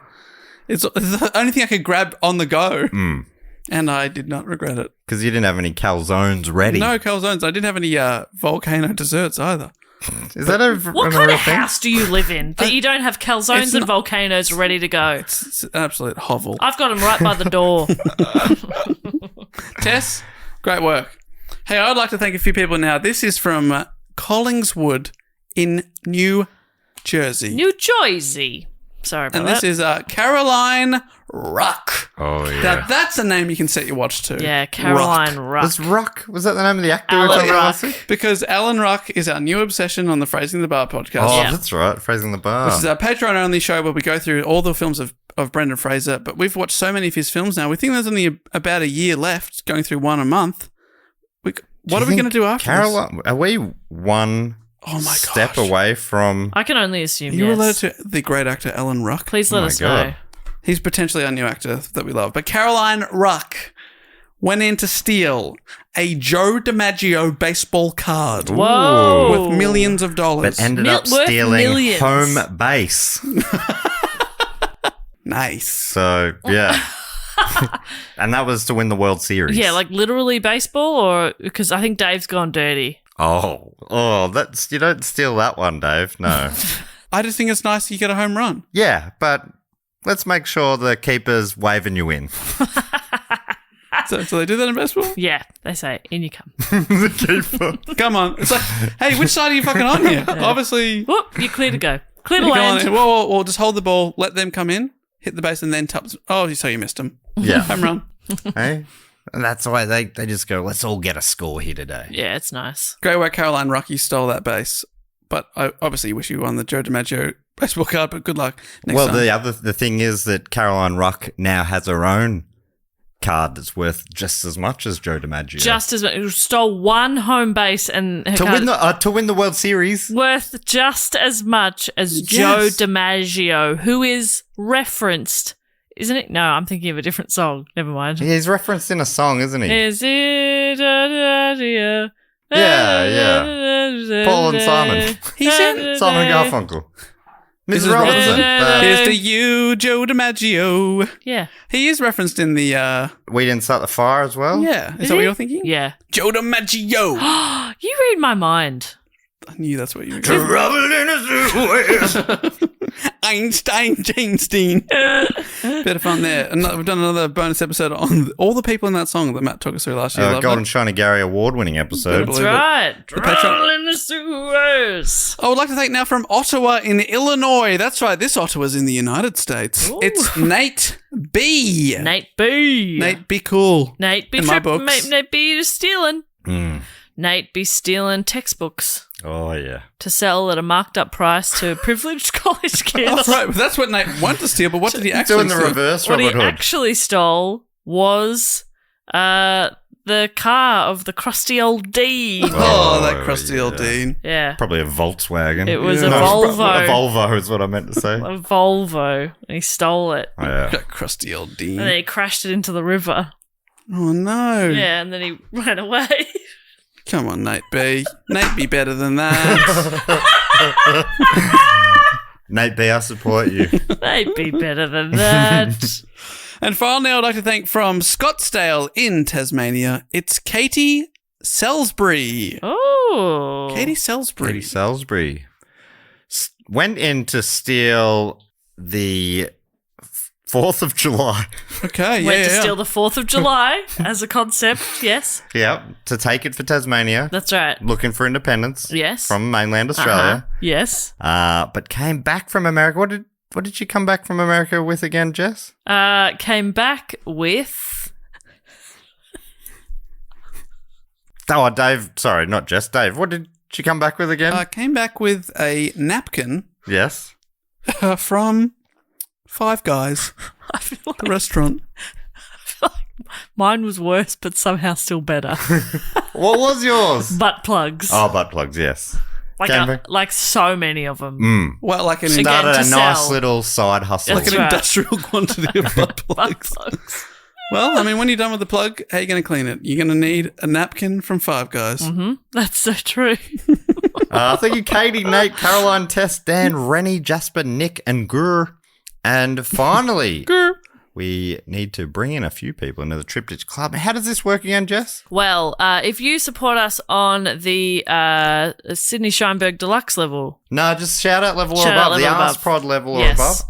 for Matt was so angry that he punched the table. Get it right. We've been doing it for years. I'm sorry. If you support us for 3 consecutive years over on patreon.com/dogoonpod, you are welcomed kindly and warmly into the Triptych Club. It's a lounge. It's a cool hangout spot. We have music. We have computers and you can play video games up the back. There's some places to nap, and there's state-of-the-art bathrooms. Whoa. We just had them renovated. Do they have bidets? No, and what it is Don't believe in them. Matt's on the door. He's got the clipboard. He's bringing you in. Dave's going to hype you up. I'm behind the bar, so come see me when you need a libation of some kind. And this time I'll be serving everything in little trophies. Oh, that's nice. Yeah, most of them are Dave's participation awards that his parents made for him because he never actually won anything at school. God, that was nice of them. It wasn't was nice. And yeah, so Matt, you can bring him in. Dave, you usually book a band as well. You're never going to believe it. What? You're never going to believe who I booked this week. What? Singing their song, Football's Coming Home, it's Badil and Skinner and Lightning Seeds. Wow. Back together at last. Finally, what the people have been asking for. That's great. So excited to hear that I tune. think it's called Three Lions, technically. The band. Because they're English comedians, aren't they? I believe. Yeah, that's right. And then the Lightning Seeds is a rock band. Oh, finally. I love rock and 2 roll. titans coming together. Comedy and rock, they said it couldn't be done. What is this? Triple M? Triple M. I'm losing my head.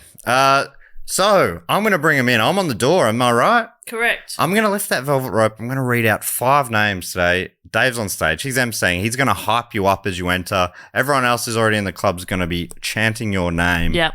along to whatever Dave's saying. He says really catchy things. So Exactly. It's catching on. are you ready, Dave? You got the mic in hand? I got the mic and I know how to rock this mic right. I should just say I hyped Dave as well. Very important role. 'cause I just didn't want that to be out of context, and you're like, what the fuck is Jess doing? What is she doing? Dave is very he's sensitive, very He's fragile, shy. So he needs right. he needs a little boost. All right, motherfuckers.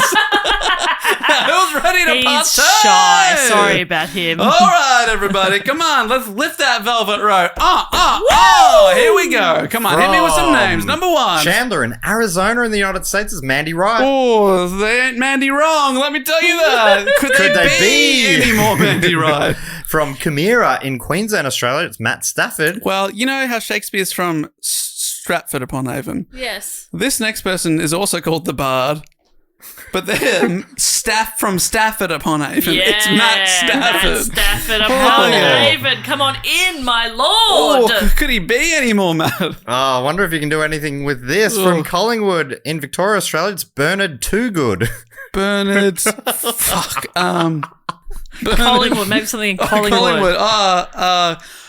Collingwood be a good place to live, and that's where Bernard lives. Woo, Bernard. From Wixham's in Great Britain, it's Josh Ware. I need you to be aware of a legend named Josh. Yeah, come on in, Josh. And finally, from address unknown, can only assume from somewhere deep within the fortress of the moles, it's Faux Bus Driver.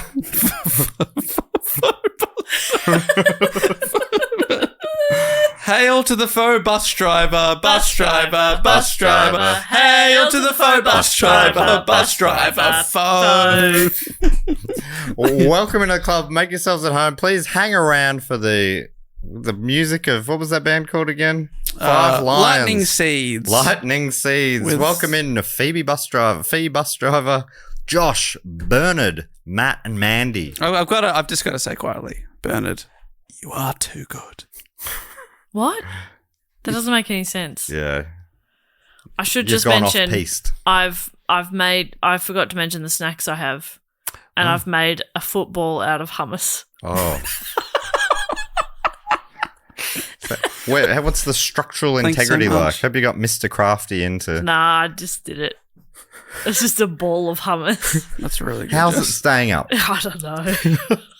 Not too well, if you could start eating it, please.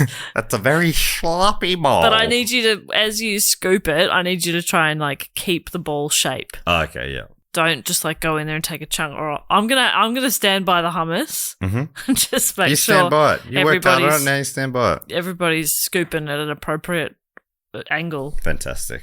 Keep on scooping, everyone. I haven't provided anything to scoop it with, so I hope you've brought Bickies. Yeah, or your hands. Yeah, I'll be aware of Bickies everywhere I go, just in case. Well, that brings us to the end of the episode. Jess, do we need to tell anything to people? Say anything? Do we need to... Yes. Yep. Just sorry about the hummus ball. And also, you can support us at patreon.com/dogoonpod. Find us at dogoonpod.com. Is that it? Yeah, they said dogoonpod.com. I'm on there right now. What a fantastic website. A beautiful website. And also at dogoonpod across social media. You can suggest a topic. There's a link in the show notes and also over at that beautiful website. And the final thing to remember is that we love you. Never That's from forget. both of us. Not Dave. No, Dave is indifferent to you. Yeah, you're fine. He's aloof. Exactly. I can't be tamed. He's a bad boy. I'm an unattainable heartthrob. Just when you think you've That's got me where next you want year's me. show. Unattainable heartthrob. It's a pretty good title. That's good. Wrap it up, Davey boy. Hey, we'll be back next week with another fantastic episode. But until then, I'll say thank you so much for listening and goodbye. Laters. Bye.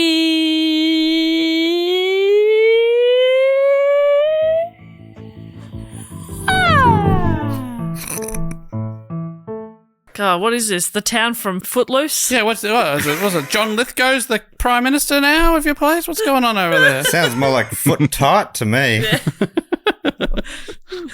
Very nice. Very nice. You were playing on those courts where instead of the basketball ring having a net, it's got a chain hanging down. Oh, whoa. Those were very cool. They were great. Wow. Even a basketball court is kind of blowing my mind. That is, oof. Fancy. That's what I call fancy. My primary school had a basketball court, James. What? Did you go to the primary school of Hard Knocks? It was good because you had the downhill end of the court and the uphill. So Oh, God. the change of ends. It changed the game. Yeah. It was like kicking with the wind in footy. Big advantage. Huge advantage. All we had was we had a netball pole that would occasionally get brought out, and you'd do your netballing. Nothing's such as fancy as You didn't know backboard. Wow. Now I've got to ask, on the top of the pole, was there a goal, or were you just shooting onto a pole? No, it was just the pole. Just the pole, no hoop. That's how Don Just Bradman get the learned idea. cricket. Similar sort of way. I think Andrew Gaze learnt basketball by shooting onto the top of a pole. That's how you get accurate. You never miss. Precision. That's true. We didn't have such joys. Anyway, but I'm also a big lemon and sugar man. Me too. Oh, lemon and sugar is also my choice. Do you know what I did today, though? Just yesterday, is I was at the supermarket getting a few bits and pieces, and of course they already have the Easter eggs out. They've been out for months. And I just bought a little packet of them, little mint chocolate eggs, because I don't have to wait for Mum to do it. I can just buy them whenever I have my own money. I'm an adult. Whoa, you don't have to convince us, mate. I had to convince myself. I was like, you can't have that. It's not Easter. No, But I'm you telling just you, can. it's fine. It's fine. It's guys, seriously, please. You've eaten the packet. You're still trying to convince yourself and everyone else. I have them in my bag, and I was going to offer you one, but now you don't get one. Oh, damn. Oh, you James, just I'll took send you yourself one. out of a mint egg. Yes, along with the DVD player. Of course. Thank you. As long as it's region-free chocolate egg, I'm happy. Oh, man. Do you have Maltesers? Yes. We've chatted briefly. I know me and Dave and Matt have talked briefly about international Cadbury's items, but do you have the mini eggs, Cadbury's mini eggs? Yeah. Oh, with Mr. Cadbury's parrot, or is this is getting too niche? I think that's too niche. Are you starting? I think it was. Are you starting to take the piss now, James? Yeah. No. Mr. Cadbury's parrot that whispers a riddle and you have to unlock it. Is Skiddly Willops and then he involved? lays the egg. You guys have skiddly willops, right? No, Mr. Cadbury's parrot. When Mr. Cadbury's parrot says hello, and so on, the rest of the song that I can't remember. No, but Maltesers have a seasonal bar thing called the Maltester. You can see it's not that much of a stretch for them to change the font, and it's a rabbit in the shape, and it's made of basically crushed up Maltesers. Yes. It is so good. Yep. Or it sounds like it would be. Delicious. No, we have them. We have like little, I've seen little mini ones. Delicious. Such a little treat. Yeah. We've gone off topic and I apologise, but also delicious. So yum. But you don't have to wait for your mum to buy them for you. No, you can just buy them. That's the thing. Just buy them yourself. So exciting. Just do it yourself. Just a little PSA. Buy one for mum, just in case she comes round, That's just to fob her off. Do they ever get desperate and have to use Captain Cadbury's parrot? Mister. You can't use a thing that doesn't exist. Mr. Cadbury's parrot. Yeah, Have no, some respect. he was discharged dishonourably from the army, and he's not allowed to continue with his rank.